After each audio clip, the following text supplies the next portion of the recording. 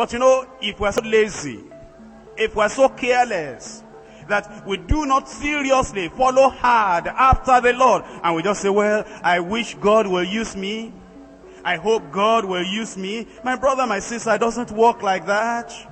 Being used of God doesn't come to the lazy, indolent, indifferent fellow that, will not even take the word of God seriously.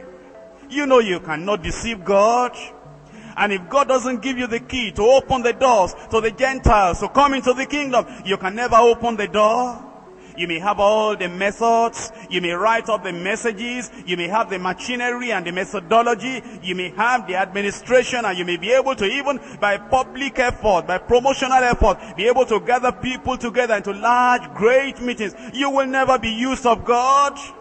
God doesn't toy with the keys of the kingdom. God doesn't play with the keys of the kingdom. It is to those who are always on their knees. It is to those who are sweating and crying and calling upon God. It is to those who are consecrated and seriously yielded to God. It is to those who care for nothing of this world, but care for God alone. It is to only those people the Lord can commit the keys of the kingdom. Don't kid yourself. Don't deceive yourself.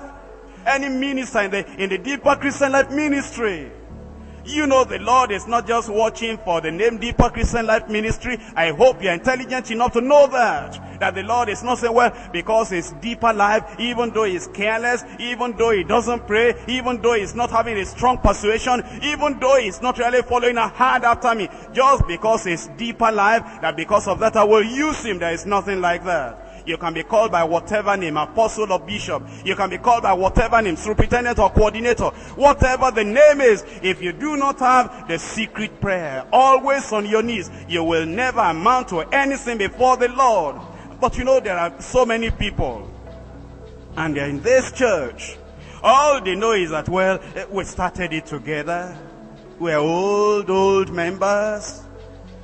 If you have eyes to cry, you should cry for yourself when you find yourself in that situation. Only saying that, well, I've been there all the time. I've been an old member there. God will just set you aside if you cannot get on your knees by secret praying and say, oh Lord, let your fire come upon me, because I want to be used of you in this growing church.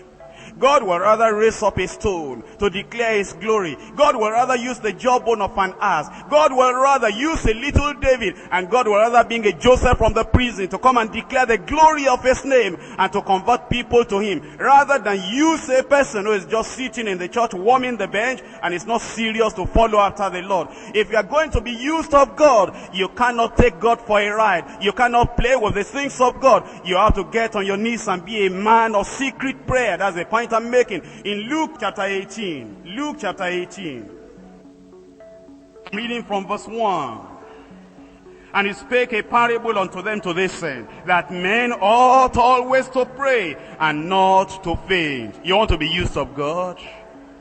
You must be a man of prayer, secret prayer, a man that is always on his knees, a man that knows how to contact heaven, a man that intercedes, a man that prays. I don't mean there's a type of public praying that people do. You find people that pray in public, and they pray long prayer, loud prayer, and they try to use some type of vocabulary in their prayer. Those are hypocrites. If you do not have the closet praying, if your knees are not bended when you are in your closet, if you are not all the time with strong crying and tears, with real devotion and affection, calling upon the Lord in secret, if you come in the public to do anything, it's just hypocrisy. God is not going to take you serious.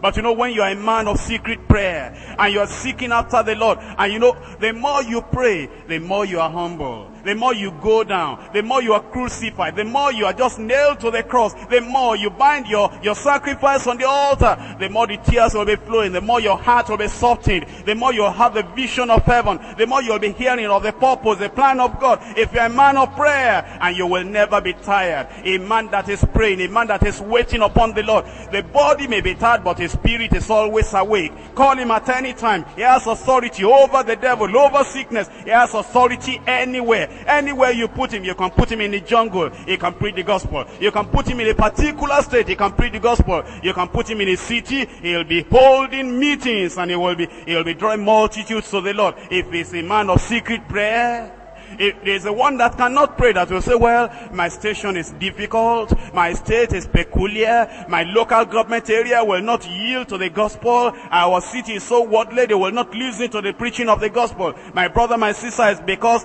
you are lazy, you cannot pray. Because God still holds the world in his hand, and he can move the hearts of men to obey the gospel. And if we will find the right man, if we will find the right man, the kneeling man, the praying man, if we will find the supplicating man, the interceding man, that man can go anywhere and preach the gospel with wonderful results, and many people will turn to the Lord.